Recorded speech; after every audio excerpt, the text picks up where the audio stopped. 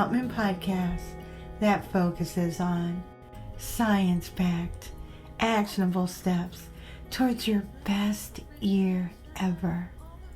Hi, I'm Santa, your host. Today we're continuing with our new 10-part series, Lessons from the Greatest Romantic Era Poets.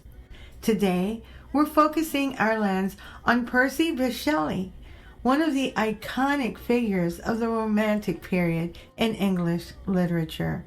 He's renowned for his visionary poetry and radical ideas for the time.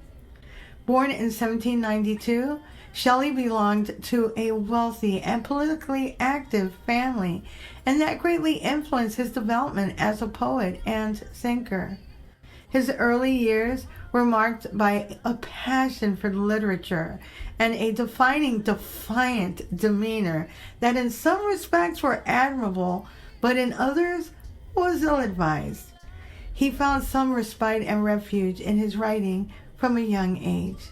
Shelley's poetic career began in earnest during his time at Oxford University, where he quickly made a name for himself as a free thinker and writer. He published his first major work, Queen Mab, in 1813, which established him as a leading voice of the Romantic movement. This poem, heavily influenced by his revolutionary ideas and skepticism of organized religion, set the tone for much of his later work. Shelley's poetry is characterized by its exploration of the supernatural and its deep concern for social and political issues. His most famous works, such as Prometheus Unbound and Ode to the West Wind, display his complex, surreal sense of the human experience. Shelley's poetry is also marked by its use of symbolism and metaphors on the power of the individual to transform through thought. His personal relationships were marked by scandal, though, and controversy. Percy was already married to Harriet Westbrook when he began a romantic relationship with Mary, who became Mary Shelley, who, of course, wrote one of the most enduring works of all time, Frankenstein. She was a minor when they started their relationship. They ultimately ran away together, sparking outrage among their families and the general public. The marriage, unsurprisingly, was fraught with fodder, financial shortfalls, and difficulty with authorities. Percy, by most accounts, had very poor self-governance skills. He let how he felt at any given time dictate his actions, which cost him dearly in several ways. Shelley's first major run-in with authorities came during his time at Oxford University, where he was expelled for publishing a pamphlet entitled The Necessity of Atheism in 1811.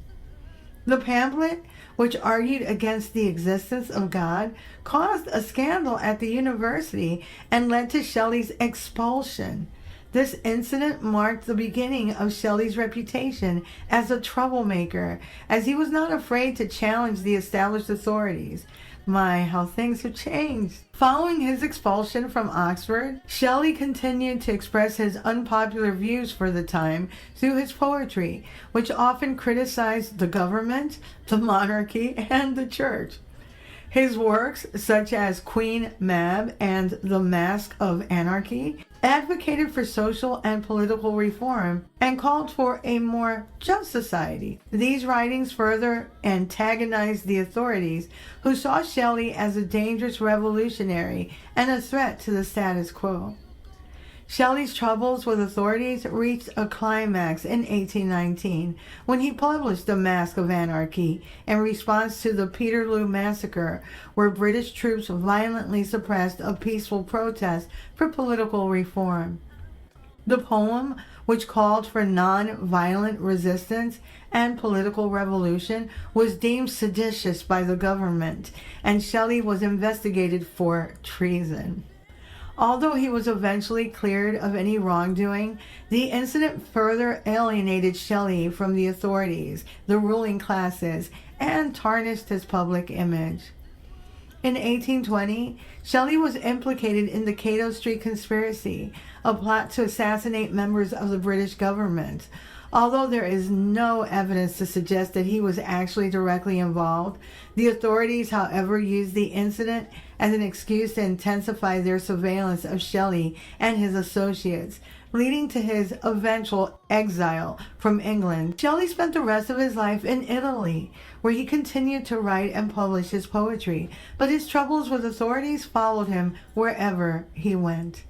Despite his many clashes with the authorities, Shelley remained steadfast in his commitment to social and political reform and his belief in the power of poetry to effect change. He was indeed a tireless advocate for freedom of speech, freedom of the press, and the rights of the oppressed, and he did use his platform as a poet to challenge the injustices of his time.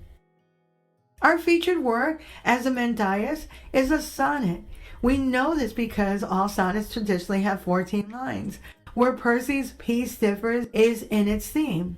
The sonnet Ozymandias is about power and not love. Most sonnets are about love.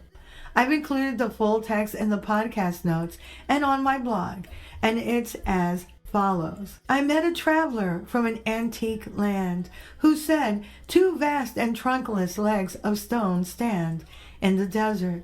Near them on the sand, half sunk a shattered visage lies, whose frown and wrinkled lip and sneer of cold command. Tell that its sculptor, while those passions red, which yet survive stamped on these lifeless things, the hand that mocked them and the heart that fed, and on the pedestal these words appear. My name is Ozymandias, King of Kings. Look on my works, yea, mighty, and despair. Nothing beside remains. Round the decay of that colossal wreck, boundless and bare, the lone and level sands stretch far away. The sonnet is about a once mighty king whose accomplishments were presumably as vast as the desert its monument sits in.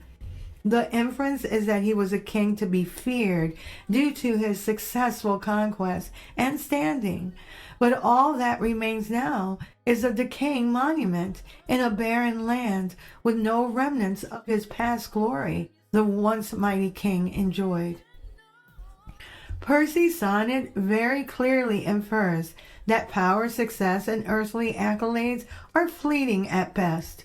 There is nothing left to attest to the once mighty rule of a larger-than-life figure, nothing except a statute. If we apply a scientific perspective on power or success, we find that power and early accolades are not permanent, like the poem reveals. It also does not guarantee long-term happiness. The concept of the hedonic treadmill or the hedonic adaptation indicates that people tend to return to a baseline level of happiness regardless of positive or negative changes in their lives, such as becoming powerful or receiving accolades. This concept, supported by psychological studies, reveals that human beings quickly adapt to their new circumstances, and the joy derived from significant achievements tends to be fleeting. Brickman and Campbell, 1971. Psychological research suggests also that personal goals, such as personal growth, relationships, and community involvement, contribute more significantly to long-term happiness. Studies by Decci and Ryan, 2000, and self-determination theory indicate that factors such as autonomy, competence, and relatedness are essential for psychological well-being. When individuals chase power and accolades, they may neglect these intrinsic needs, leading to decreased happiness over time. If we look at the ancient Greeks, Epicurus argued that true happiness comes from simple pleasures, like friendship and intellectual pursuits, rather than from power or fame. Similarly, the Stoic philosopher Marcus Aurelius emphasized the importance of inner virtue and the impermanence of external achievements. History offers numerous examples also of great civilizations that were once powerful and recognized worldwide, but eventually declined or disappeared, like the Roman Empire, the Maya civilization, and the Incas. Shelley was right. Despite his own shortcomings, history and science further confirm the impermanence of power and the enduring happiness that comes from inner virtue. Being true to yourself and the people you love and or care about brings happiness if you've picked wisely. Shelley's personal life was a lesson on what not to do in some regards. Additionally, he probably would have gone farther in furthering his cause and the things that he believed in passionately if he had learned to find common ground and work with others. Remember to visit my website on dothisfirst.life to read a full transcript of this podcast episode under blogs. You can also sign up for my weekly newsletter and listen to all 225 podcast episodes and counting. Also, visit my YouTube channel at Do This First. I'm currently at 6,073 subscribers, so thanks to all. Tomorrow we'll continue with life lessons from the greatest romantic era poets of all time. Until tomorrow. Moving back.